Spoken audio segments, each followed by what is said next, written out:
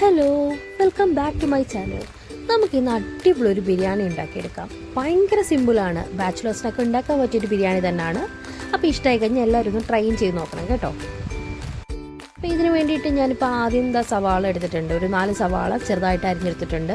അപ്പോൾ ഇത് നമുക്കൊന്ന് ഫ്രൈ ചെയ്തെടുക്കാം. ഈ ഫ്രൈ ചെയ്യുന്നതിന് മുന്നേ ആയിട്ട് നമുക്ക് ഈ സവാളയ്ക്കകത്ത് 1 സ്പൂണ് കോൺഫ്ലോർ ചേർത്ത് കഴിഞ്ഞാൽ സവാള നന്നായിട്ട് ഫ്രൈ ആയിട്ട് വരും, നല്ല ക്രിസ്പി ആയിട്ട് ഫ്രൈ ആയിട്ട് വരുന്നതായിരിക്കും. അങ്ങനെ നമ്മൾ സവാളയൊക്കെ ഫ്രൈ ചെയ്തെടുത്തിട്ടുണ്ട്. അപ്പം ഇനി എന്നിട്ട് നമുക്ക് ബാക്കിയുള്ള സവാളയും കൂടെ ഫ്രൈ ചെയ്തെടുക്കാം. ഈ സവാള ഫ്രൈ ആക്കിയ ഓയിലിനകത്ത് തന്നെ നമുക്ക് വേണമെങ്കിൽ കാഷ്യൂസും കിസ്മിസും ഒക്കെ ഫ്രൈ ചെയ്തെടുക്കാം. അങ്ങനെ നമ്മളതൊക്കെ ഫ്രൈ ചെയ്തെടുത്തു. ഇനി നമുക്ക് മസാല ഉണ്ടാക്കാനായിട്ട് പോകാം. അങ്ങനെ മസാല ഉണ്ടാക്കാൻ വേണ്ടിയിട്ട് ഞാൻ ഒരു 3/4 കിലോ ചിക്കൻ കഴുകി വൃത്തിയാക്കി ഒരു പാനകത്ത് എടുത്തിട്ടുണ്ട്. ഇനി ഇതിനകത്തേക്ക് ഒരു 3 തക്കാളി അരിഞ്ഞിട്ടത് കൊടുക്കാം. ഞാനിവിടെ 3 മീഡിയം സൈസ് തക്കാളികളാണ് എടുത്തിട്ടുള്ളത്. ഇനി ഇതിനകത്തേക്ക് ഒരു ചിക്കൻ സ്റ്റോക്ക് ഇട്ട് കൊടുക്കാം. അതുപോലെ തന്നെ ഇതിനകത്തേക്ക് ഒരു 1.5 ടേബിൾ സ്പൂണ് ഇഞ്ചി വെളുത്തുള്ളി പേസ്റ്റ് കൂടെ ചേർത്ത് കൊടുക്കാം. ഇനി ഇതിനകത്തേക്ക് നമുക്ക് പുളിയില്ലാതെ കട്ട തൈര് ഒരു 2 സ്പൂണ് ചേർത്ത് കൊടുക്കാം. ഇനി ഒരു 1/4 സ്പൂണ് മഞ്ഞൾപ്പൊടി ചേർക്കാം.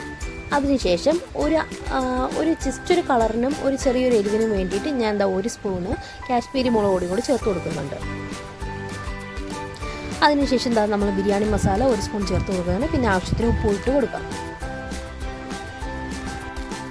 ഇനി അടുത്തതായിട്ട് നമുക്ക് ഇതിനകത്ത് ചേർത്ത് കൊടുക്കേണ്ടത് മല്ലിയില പുതിനയില ചെറുതായിട്ട് അരിഞ്ഞതാണ്. നമുക്ക് ഒരു കൈപ്പിടി അളവിന് കുറച്ച് മല്ലിയില പുതിനയില ചെറുതായിട്ട് അരിഞ്ഞുകൂടെ ചേർത്ത് കൊടുക്കാം.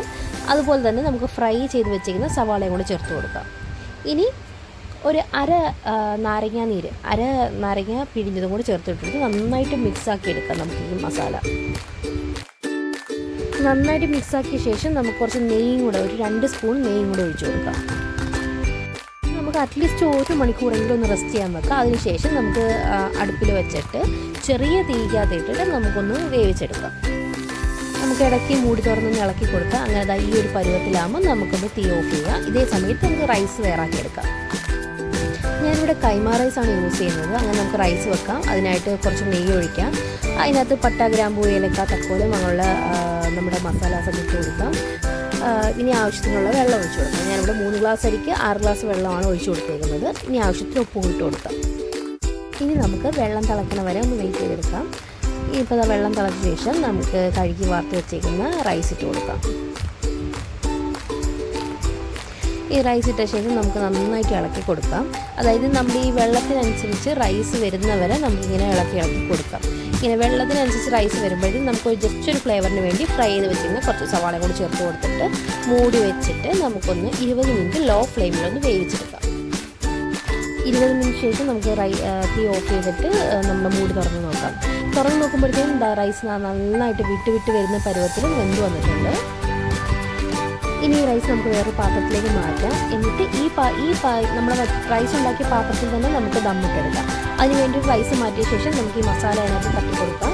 അതിന് മുകളിലായിട്ട് നമുക്ക് ഈ റൈസ് ഒന്ന് ലെയർ ചെയ്ത് കൊടുക്കാം. കണ്ടില്ലേ, അല്ലേ റൈസൊക്കെ നല്ലോണം വിട്ട് വരുന്ന പരുവത്തിലാണ് നമുക്ക് വേവിച്ചെടുത്തേക്കുന്നത്.